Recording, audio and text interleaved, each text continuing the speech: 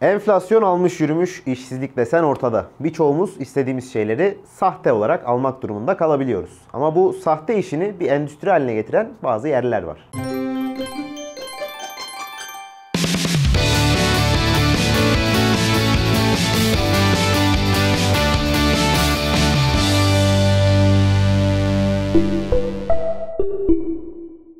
Evet, Çin'i diyorum. Normalde bir otoşova neden gidersiniz? Yeni modelleri tanımak için. Dünyanın en kalabalık ülkesinde üretim yapan markaların delegelerinin amacı biraz başka oluyor. Yeni modelleri inceleyen ve bayağı bildiğiniz ölçen bu delegeler işlerine geri dönüyor ve kısa süre sonra Avrupa'da tanıtılan bu makinelerin kopyaları ortaya çıkıyor. Biz de çakma Rolex ama belli olmuyorcu Çinli modellerden 12'sini sizler için derledik. Piyasanın en ikonik ve lüks SUV'lerinden biri olan Mercedes-Benz G serisinin kopyalanmaması düşünülemez. Baş BC80 adı verilen ve bir önceki nesil G-Wagon'ı temel alan model 2015 Şangay Otomobil Fuarı'nda 250 beygirlik 2.3 turbo benzinli motoruyla tanıtılmıştı.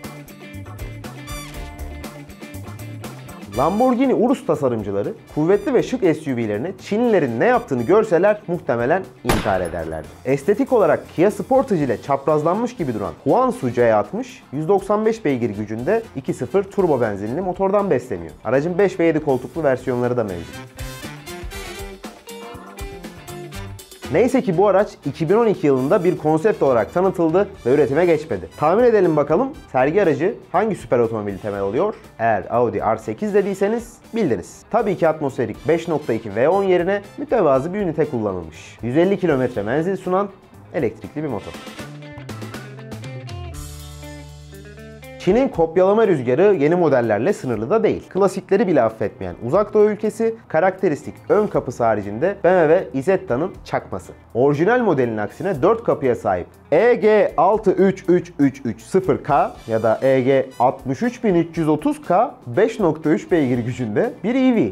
Sunulanlar ise 60 km/s azami hız ve 120 km menzil. Range Rover Evoque'un Avrupa'daki başarısı Çinlileri durdurmuyor tabii ki. O da kopyalandı. Landwind X7 adını verdiği modeliyle tasarım açısından İngiliz markayı, isim açısından da BMW'yi kopyalayarak resmen bir taşla iki kuş vurmuş. Adalet sisteminin kararıyla satışı yasaklanan SUV, her ikisi de turbo destekli olan 1.5 150 beygir ve 2.0 190 beygir benzinli motorlara sahip.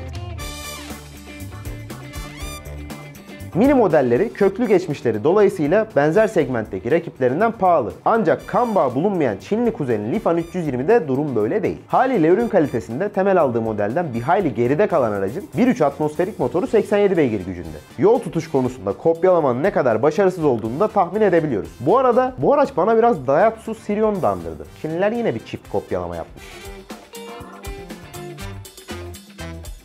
BMW'nin tarihinde büyük bir atılımı temsil eden X5, Avrupa'da ciddi satışlar yakaladı. Changyang Seo ise 2007 yılında Alman SUV'nin alt benliği olarak Frankfurt Otomobil Fuarı'nda tanıtıldı aynı yıl. 2 benzinli ve 1 dizel seçenek sunan Seo ya da Seo neyse artık onun güç bandı 110 beygirden başlayıp 230 beygire kadar ulaşıyordu.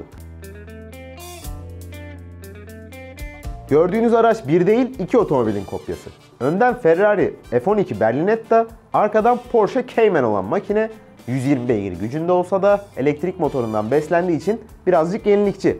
100 km/s hıza sadece 4.8 saniyede çıkabiliyor. İyi çakma.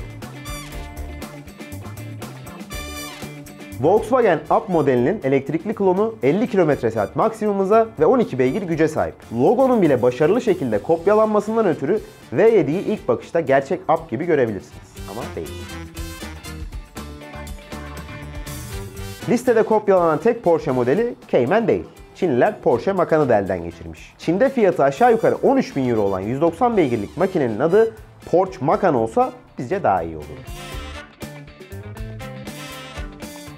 17 beygir güç ve 250 km menzil sunan bu elektrikli şehir aracı boyut ve tasarım anlamında Kia Picanto'nun aynısı ve listenin geri kalanından farklı olarak bir Asya otomobilinin kopyası. Ayrıca araç ileri aşamada plug-in hibrit versiyona da kavuşacakmış. Profilden bakınca pek anlamamış olabilirsiniz ancak ipucu verelim. Önü ve arkası farklı araçlardan kopyalanmış olsa da genel paket aynı otomotiv devine ait. Volkswagen.